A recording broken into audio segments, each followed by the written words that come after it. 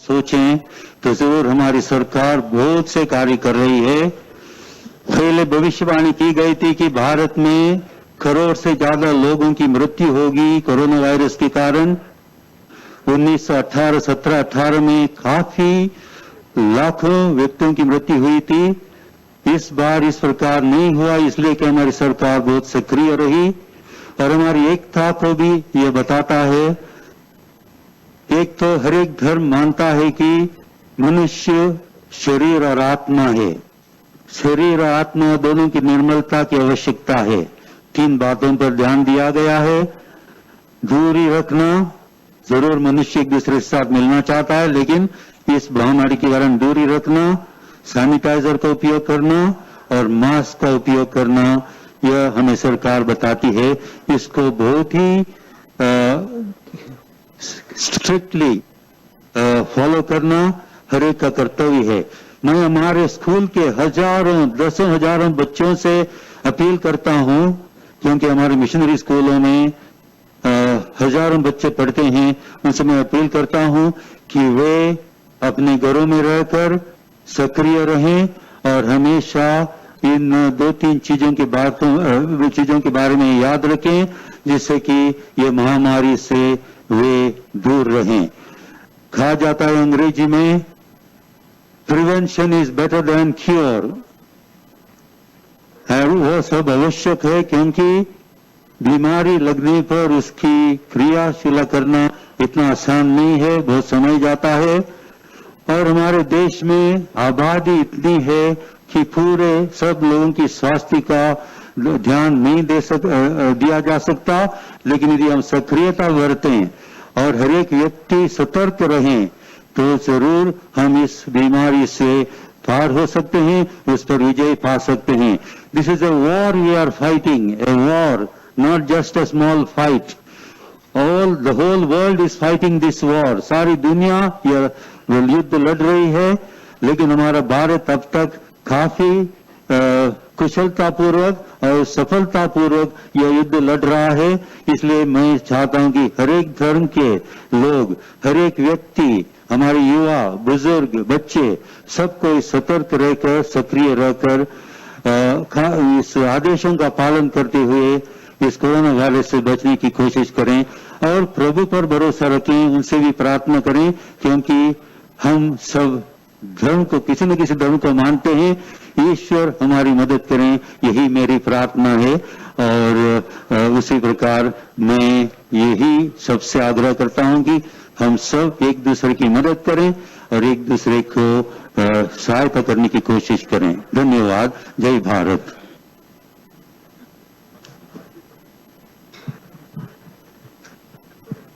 मंच पर काजी साहब मुश्काल अली नदवी साहब भी उपस्थित हैं।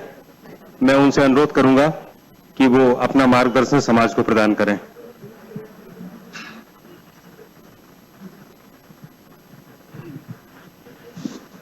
बिस्मिल्लाह वस्सलातु वस्सलाम अला रसूलिल्लाह।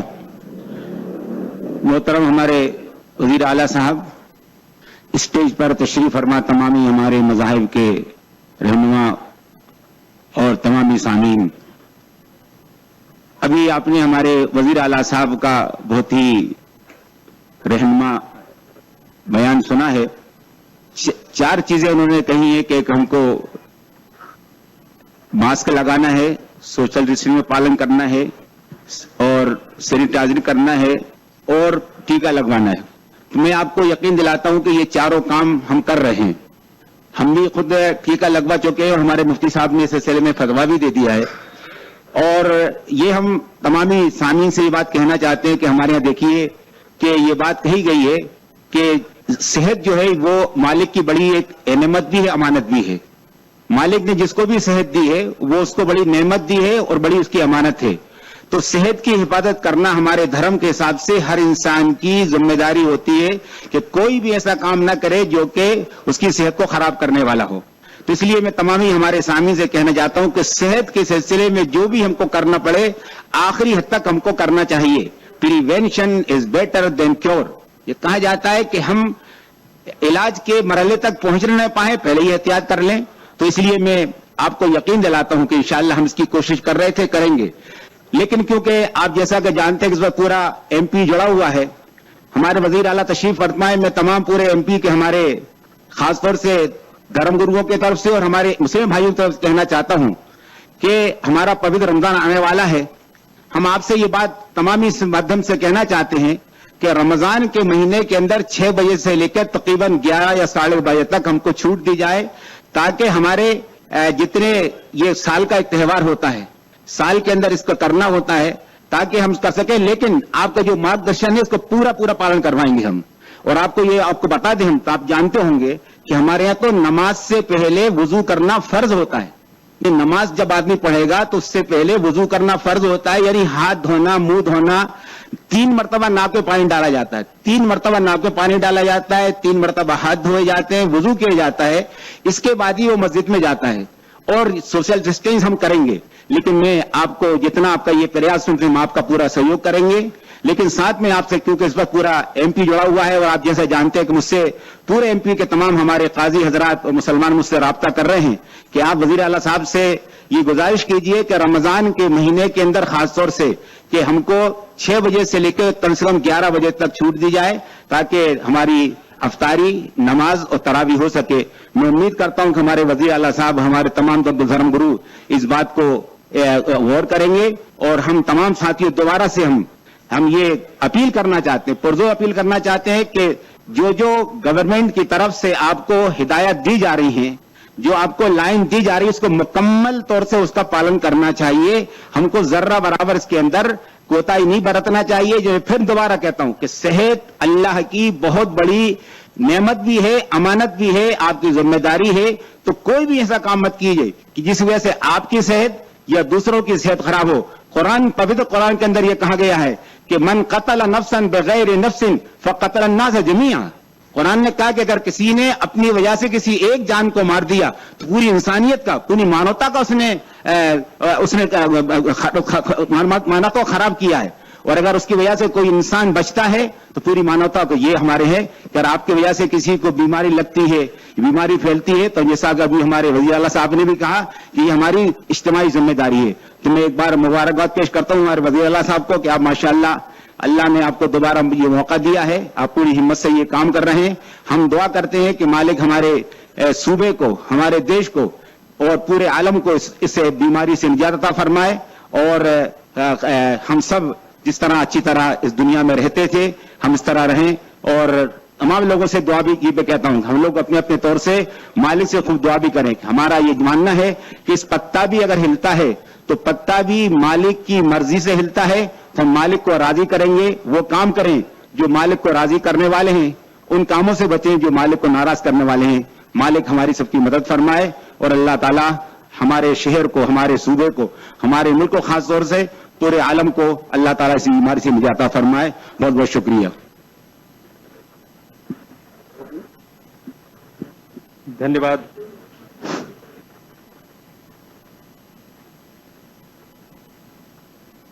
धन्यवाद काजी साहब। अब हमारे बीच में बोहरा समाज से आलिम साहब उपस्थित हैं, शेख ताहिर अली। मैं उनसे अनुरोध करूंगा कि वो भी अपना मार्गदर्शन दें। और आपको मैं बताना चाहता हूं कि पूरे मध्य प्रदेश के सभी जिलों में विभिन्न आपके जो धर्मगुरु हैं वो सभी लोग वहां बैठे हैं और आपकी आवाज और आपका मार्गदर्शन सभी जगह प्रसारित हो रहा है। आदरणीय शेख ताहिर अली साहब। जो साथी उधर खड़े वो भी सोशल डिस्टेंसिंग बनाए भाई, आप दूर दूर खड़े हो। हमने भीड़ को आने से मना किया है, आग्रह किया कि ज्यादा भीड़ बिल्कुल ना आए, और नहीं तो दिक्कत होती है सोशल डिस्टेंसिंग बनाने में। कृपया करके पास पास खड़े ना हो।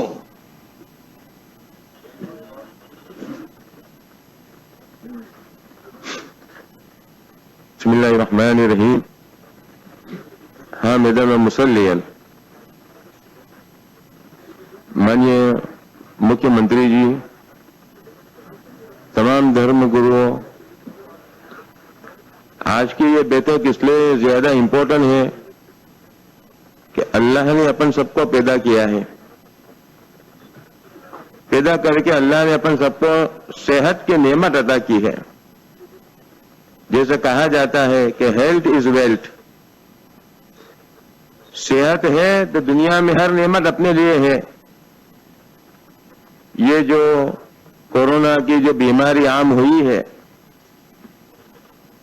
उसमें मैं इतना ही कहना चाहता हूं, अपने लिए अपने प्रधानमंत्री, मुख्यमंत्री ये सब यही फिक्र में रहते हैं कि किसी को ये बीमारी असर न कर जाए।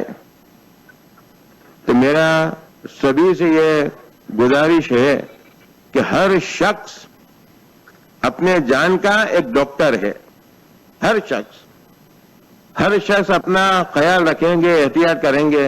जैसे अभी कहा जा रहा है मास्क पहनना, सोशल डिस्टेंसिंग रखना, बार बार हाथ धोना, ये करते रहेंगे तो खुद ब खुद इंशाअल्लाह ताला बीमारी अपन सबसे दूर रहेगी।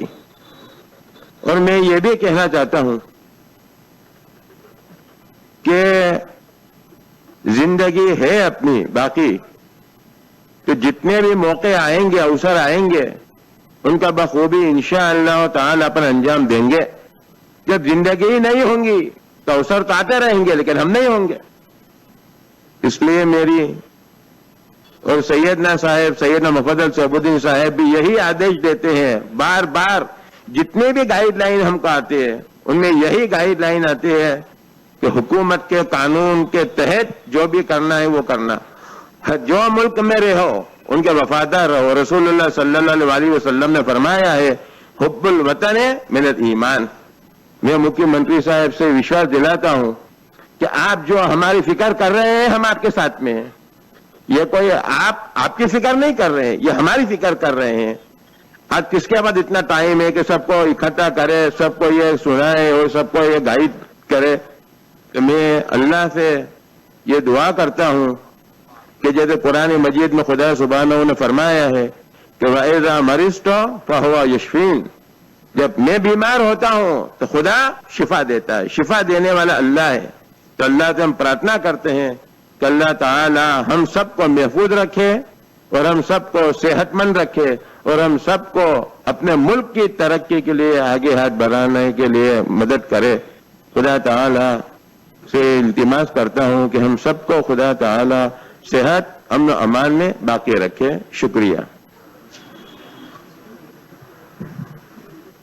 आलिम साहब को मैं धन्यवाद देता हूं और अब मंच पर उपस्थित ज्ञानी दिलीप सिंह जी उपस्थित हैं। उनसे मैं अनुरोध करता हूं कि वो भी अपना मार्गदर्शन प्रदान करें।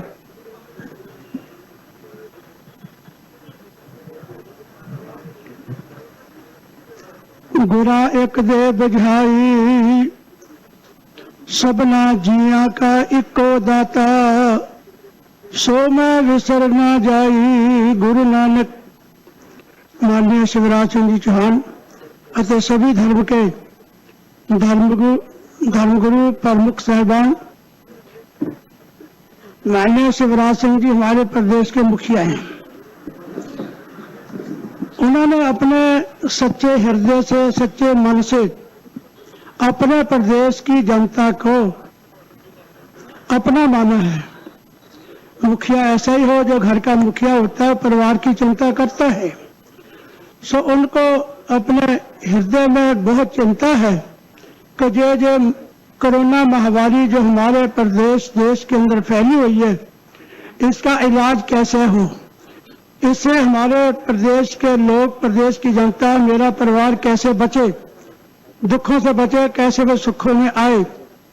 सो उन्होंने कुछ साधन भी बताए हैं शासन द्वारा।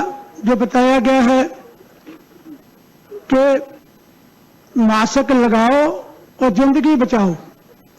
सबसे पहले तो है मास्क लगाना और हाथ धोना और दूरी बना के रखना। ये जो साधन के तरीके हमें बताए गए हैं, जितने भी हमारे धर्मों के प्रमुख धर्मगुरु हाजिर हैं, क्योंकि उनके साधन से अपने अपने स्थानों पर, अपने अपने धर्म के अंदर अपने लोगों को, परिवारों को ये तरीका जो साधन बताएं कि हम ये महामारी कोरोना से कैसे बच सकते हैं। और ईश्वर चरणों को प्रार्थना करो, सुमन करो, बंदगी करो, क्योंकि वही दुख देने वाला है, वही सुख देने वाला है। उसके आगे बगैर अरदास बंदगी से कुछ नहीं हो सकता है।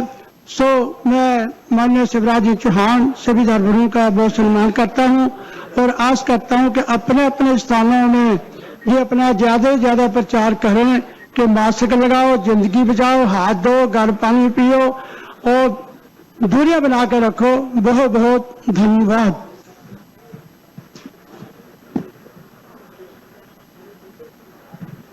मंच पर उपस्थित श्रीमंत शाक्य बौद्धिया साहब उपस्थित हैं। मैं उनसे भी अनुरोध करूंगा कि वो अपना मार्गदर्शन प्रदान करें।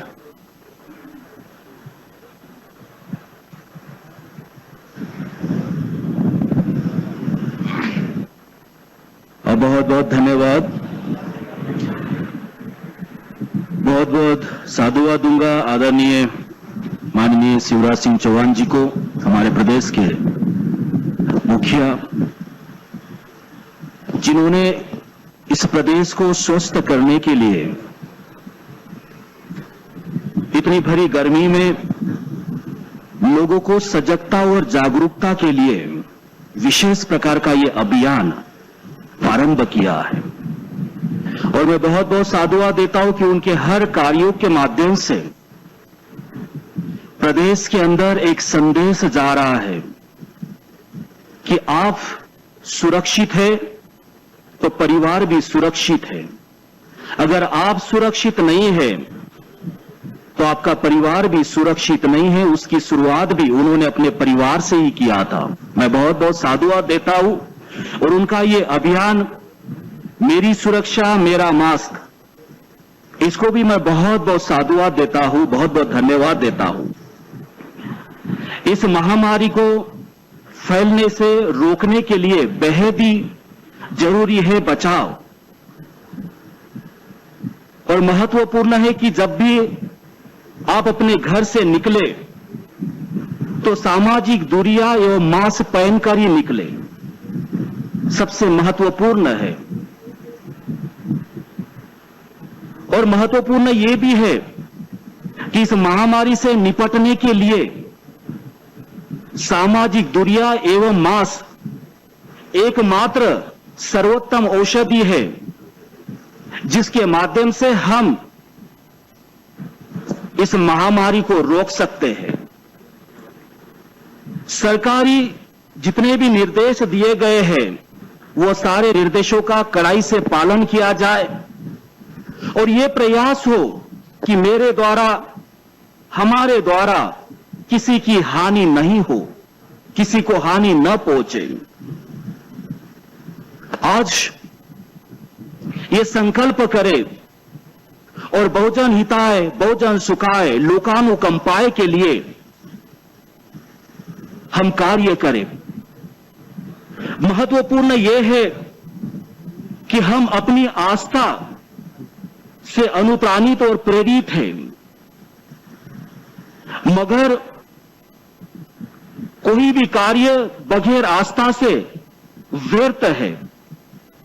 और इसीलिए कोरोना से बीमार एवं पीड़ित लोगों के, दुखी जनों के अंदर हमें एक मानवता दिखाई देती है और मानवता की सेवा ही सर्वश्रेष्ठ सेवा है। और मुझे लगता है कि मानवता सभी धर्मों से ऊपर है और इसलिए मानवता के लिए हम सभी लोग विशेष रूप से इस कार्य में जुड़ जाए। और प्रदेश द्वारा जो टीकाकरण अभियान चलाया जा रहा है, इस अभियान में हम सब लोगों को जोड़ें और सब लोगों को जोड़कर हम स्वयं भी कोरोना वैक्सीन लगाएं और दूसरों को भी लगाने की प्रेरणा प्रदान करें।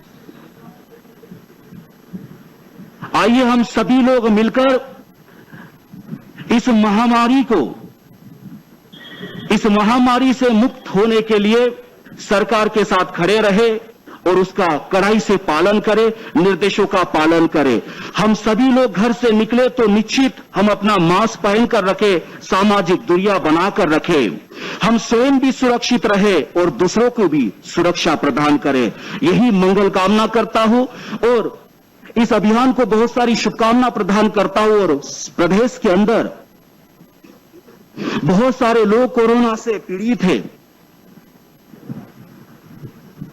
वो स्वस्थ हो, निरोगी हो तथा हमारे प्रदेश से ये महामारी जल्द से जल्द नष्ट हो, ऐसी मंगल कामनाओं के साथ यहां आशीर्वाद व्यक्त करता हूं। सबेन्तिवो विवजन्तु सबरोगो विनाशतु माते भवन्त्वन्तरायो सुखी दीर्घायुको भव आयु आरोग्य संपत्ति सघ संपत्ति में वसन् ततो निबान संपत्ति मिनाते समिजन्तु। साधु साधु। Thank you.